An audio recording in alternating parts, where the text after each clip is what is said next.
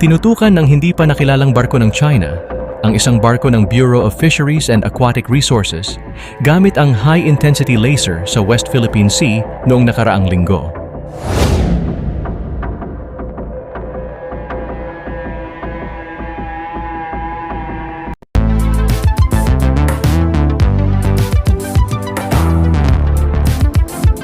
Huwag kalimutang i-like at i-share ang video na ito at mag-subscribe ka na din sa aking channel para updated ka sa mga bagong videos. Nangyari ang insidente pasado alas 8 ng gabi. Noong December 2, sa paligid ng Hasa-Hasa o Half Moon Shoal, isang feature na matatagpuan sa halos 111 kilometers o nasa 60 nautical miles sa labas ng Palawan. Habang ang BRP Datu Tamblot ay patungo sa Pag-asa o Titu Island, tinutukan ng laser ang barko ng Pilipinas mula sa silangan ng shoal ng 6 na beses na nagtagal ng 5 minuto.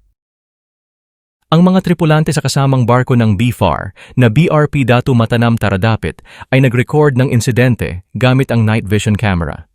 Ayon pa sa ulat, ang high-intensity laser ay inilarawan na kulay pula, kahit na lumilitaw na violet sa mga larawan at ayon pa sa mga tripulante ay masakit raw ito sa mata.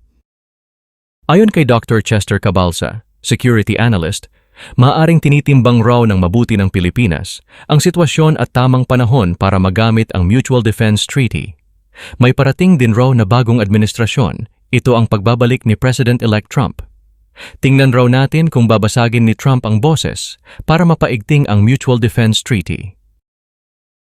Para naman kay Commodore J. Tariela, paraan raw ito ng China na igiit ang pag-angkin nito sa halos buong South China Sea kahit pasakop ng Exclusive Economic Zone ng Pilipinas. Lahat na raw ng bagay ay nagawa na sa atin ng China. Simula sa pagbangga, paggitgit, paggamit ng military-grade laser at water cannon.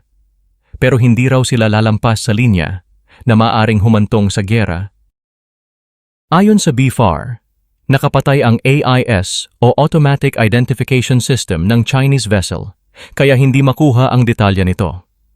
Pahayag ng mga crew, isang barkong pandigma raw ng China ang nakasunod sa 2 barko ng BFAR bago mangyari ang insidente.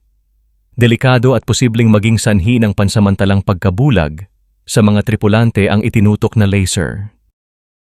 Gayunpaman, ang Pilipinas, Japan, at United States ay nakatakdang magdaos ng kanilang unang trilateral maritime dialogue sa Tokyo.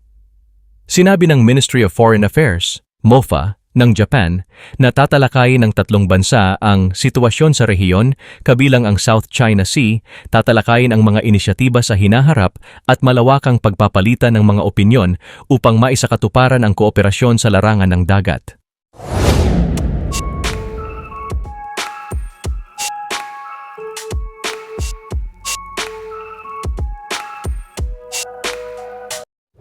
Salamat sa panunood mga kamiks.